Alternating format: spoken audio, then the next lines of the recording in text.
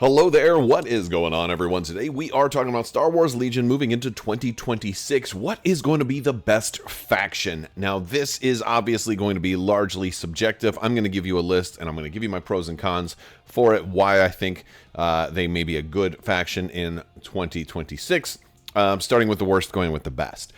There's a couple of reasons that I wanted to make this video. For one, I wanted it to be kind of in lieu of a buyer's guide for right now, although the more of those will be coming. But I wanted this to be kind of, if you're a new player, what might be the best faction to get into, or if you're trying to expand to another faction, if you're an existing player and maybe you're only playing a single faction, you're looking to branch out. And or if you play all four factions, it's kind of hedging our bets and what is going to be the most exciting of 2026. Now, there's a couple of things that are going to this. Is primarily looking at the new things that are coming to this faction in 2026. So it doesn't necessarily mean that the best faction is going to win all of the tournaments, but I think it means the best faction will be the most exciting and possibly most improved of 2026. Those are going to be some of my reasons. So with that being said, let's go ahead and jump right in. I do want to start off with the Shadow Collective, because they, while they're not completely a faction, they're kind of a faction, especially because they're the only battle force that has signature important units that can only go in that battle force. I know somebody's going to be like, well, actually Ewoks and there's other battle forces that have unique units that only go to them, but the Shadow Collective is the only one that is really feels like it in its own separate faction in a lot of ways, and as such they are going to be growing in 2026. So in addition to getting Hondo and all the Weequay pirates and the Weequays that can go in Shadow Collective, also the tank, the pirate tank that is going to be able to offset and bolster the Shadow Collective's numbers. I'm putting Shadow Collective kind of low on the list because yes, they're going to gain access to a lot of the tools that the pirates are going to have, even though they will also have their own force. They're also not unique about that. Like, the Weequay pirates aren't exclusively going to Shadow Collective. As a matter of fact, they're going to be mercs available to pretty much everybody. So it's not necessarily a boon specifically to Shadow Collective. One thing that Shadow Collective is likely to get, though, we know that Separatists are getting Savage Opress. He was almost certainly going to be made available to the Shadow Collective as well. Whether or not that happens upon his release or in an update afterwards, it wouldn't make sense for him not to have a place in the Shadow Collective when, canonically, of course, he would be in the Shadow Collective. It absolutely makes sense. So, again, Shadow Collective is going to get some new tricks, but they're not going to be getting so much stuff that it really makes the Shadow Collective kind of a star of 2026. So if you're looking to kind of expand on Shadow Collective, definitely do it if you want to. And by the way, everything that I have here is going to be based mostly on opinion, and if you are looking to start the game and you really like Maul and the Black Sun or the Pikes, or you want to do Shadow Collective with the Mandalorian Super Commandos and Mandalorians and all that, then absolutely you should do that. Just take this as my opinion, but your rule of cool should trump any opinions that I have. So with that said, let's move forward. The Rebels are getting some new cool stuff. Now, I'm going to preface this with they're kind of low on this list because of the Ghost Crew not coming out till 2027. That's why, and this is specifically targeting 2026. The Ghost Crew was teased, but we're not going to be seeing that Spectre Cell unit arrive in 2026. So that is a big hype point for the Rebels, but they're not going to have that this year. Now, they may be significantly higher on this hype list for 2027, but it doesn't look like they're going to have as much in 2026. But they still have some things. So let's start off talking about Luke and Han on Tauntauns. That is definitely coming. That is coming very, very soon. And actually, they look like they're going to be very cool. I think Rebels are going to get a lot of really cool stuff. If you're into the Hoth Battle Force as well, the Echo-based Defenders, they're getting a new Battle Force box as well with a unique Leia sculpt. Not a whole lot of all new stuff in there, but you are getting some new sculpts for your Rebel veterans and things like that. So a lot of just reprints and things like that. But Han and Luke coming up with new stuff on the Tauntaun. That is going to be cool. That's new. However, you already have Han and Luke, so there's a little bit of a, okay, you gain this, but you now lose access to Commander Luke in that battle force, or Jedi Luke if you were going to run that, for a regular Rebel list. Same thing with like Han and Luke, or Han and Chewie. You're getting Han and Chewie from like, episode 4, but they're not necessarily going to be exclusive to Rebels, although I don't know, it's unclear exactly which factions they'll be able to work for, because they're going to be in Merc format. They may be Mercs that work only for Rebels. They may be Mercs that also can work for the Republic. Who knows? It's unclear exactly what factions will have access to Han and Chewie. I wouldn't be surprised if maybe they could go into the Shadow Collective also. There's definitely an argument to be made for that, since especially in Solo, a Star Wars story, he did do a job. There's definitely room there. But it's another Han Solo. So like, 2 of the new units that Rebels are going to be getting are Han Solo, and we already have a Han Solo. So that's where it's just like, okay, it's new stuff, but it's not like new in addition to, it's new replacement stuff.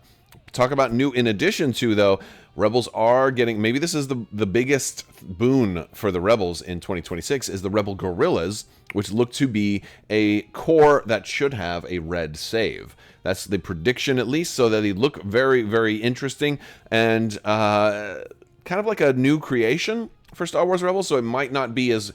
it may not be hitting really hard on the thematic approach, although there is definitely some theme for that, especially if you've ever played the RPGs. It's a very common theme amongst like Star Wars RPGs for like there to be rebels who have are wearing some old stormtrooper armor and stuff like that. So like it's a cool thing.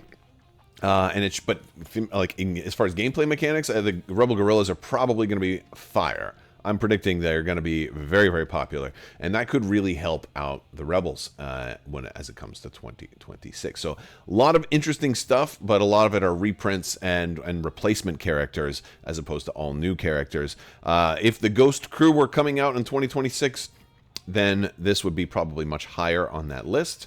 But as it stands right now, the Rebels aren't getting that much new stuff in 2026, but the Rebel Guerrillas could set the whole faction ablaze with new hype and potential. It's some of that remains to be seen.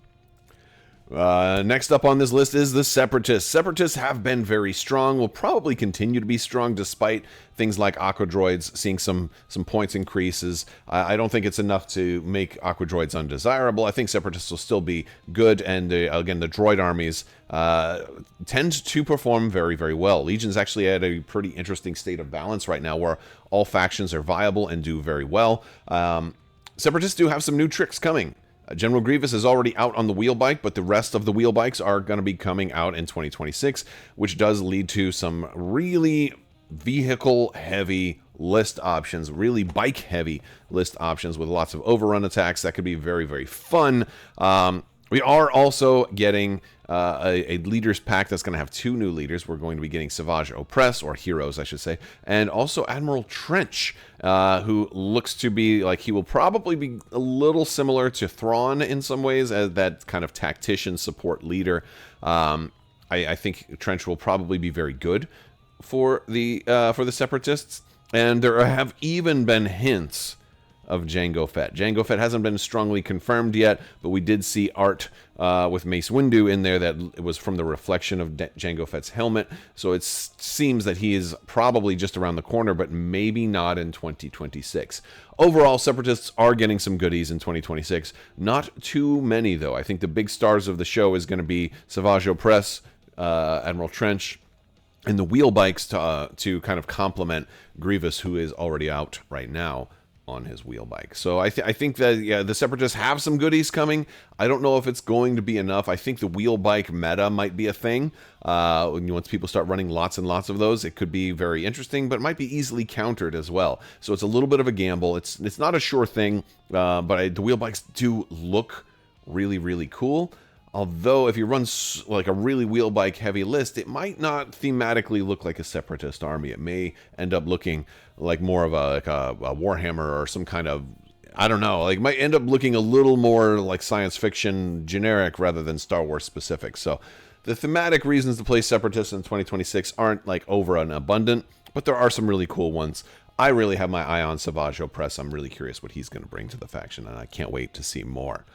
So that's a little bit about the Separatists. Let's get into the factions that I think are very, very high on this list. Let's talk about the Empire. I think the Empire is looking really good for 2026. There's so many very, very cool new things coming. We've already seen Mud Troopers spoiled. Those are coming. Wet Weather Troopers also coming along with Mud Troopers. Stormtroopers basically with cloaks to protect them from the rain. We know very little about this other than they should kind of pair well with the Mud Troopers, and then they should have some kind of synergy or interaction between each other, which does look interesting. So that's 2 either core and special forces, or 2 new core, or maybe support. It's always a little unclear as to what everything is going to be and how it's all going to turn out. But the Empire definitely has lots of new cool stuff. Honestly, also the new sculpts, the new stormtroopers, they all look fantastic. Empire's already a great looking army on the table. There's already, and I'm a little biased towards it, I will admit. I do love the way an Imperial army looks on the battlefield on Star Wars Legion, so love that. We're getting a new commander pack with several new commanders. A reskin for Krennic, but we're also getting Thrawn, which is already on its own going to be a game changer. We're also getting General Tag, which we know very little about. And we're getting Tarkin. Tarkin, who's also going to be pretty good, especially when you pair him with Vader, because he's going to be able to kind of pull the strings on Vader, allow Vader to activate it an additional time. It could be an incredibly powerful combo. I do expect to see a lot of Tarkin-Vader combo lists in 2026. That could be very, very cool. We're also going to see probe droids, which also will be coming out and will add to the Blizzard Force battle force, as well as give the Empire some self-destructing droids, which could be a lot of fun. And on top of that, they also just got another battle force that is a Stormtrooper heavy battle force. So, it definitely seems like the Empire gets another battle force every single update, and that even adds more reason to play the Empire in 2026, because they'll probably get another one. They'll probably get a Mud Trooper battle force, or Mimban battle force, or a Thrawn 7th Fleet battle force, or something like that. Who knows? But there will probably be more Imperial battle forces. I feel like AMG loves to give the Empire a new battle force at every meeting. Once they get through the agenda, I'm sure somebody goes, "Oh, and what about the next Imperial battle force?" And like, "Oh, yes, all right." I feel like that happens all the time, and probably will continue to happen. So Empire is probably going to be a safe bet. Also, they are getting another battle force box for Blizzard Force, with yet another Darth Vader sculpt in that one as well. So yeah, like a lot of cool new Snow Trooper sculpts too. A lot of new stuff coming for the Empire. Empire is going to have lots of new cool, fun toys in 2026. And their starter box is awesome too. So if you're interested in getting into the game, or interested in branching out for factions, if you're not already an Imperial player, this would be a good year to start playing the Empire. Now, my top choice for 2026 is going to be the Republic. And it was a close choice, because I'm a big fan. Empire is probably my favorite faction. But the Republic is making a strong push for taking that over as we move into 2026.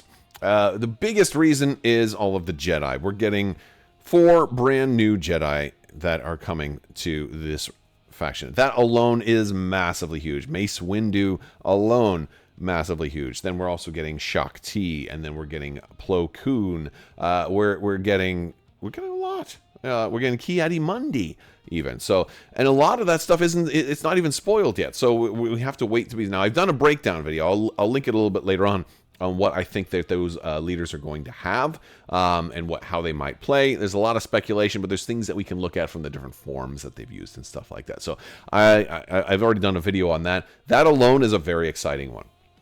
We're also getting mounted heroes in the Republic too. We're getting Anakin and Obi-Wan on bark speeders, and generic bark speeders also.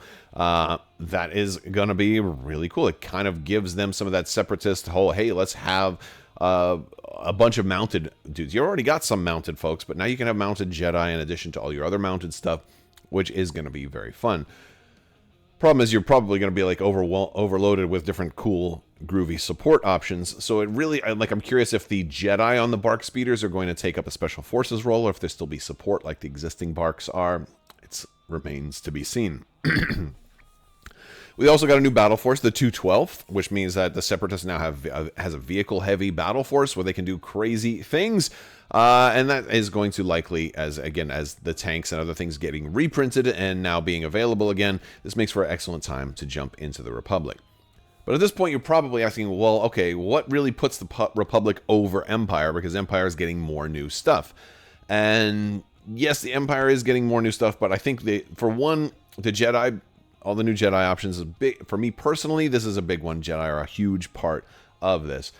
But there's one other thing that's likely coming for the Republic and in 2026, and that's the Gungans. Now, I don't know if they'll actually release in 2026 or not, but if I were a Gungan fan, I would want to make sure that I had at least a Republic army by the time Adepticon rolls around. So when they do finally announce Gungans, we can stand up and cheer and say, that's going in my army. I'm playing those guys. I'm already ready. I've already got, some stuff painted. I'm ready to incorporate and do it right away. And, oh, is there going to be a Gungan battle force too? Cool. I'm already got, a Republic army. So I'm kind of maybe already halfway there.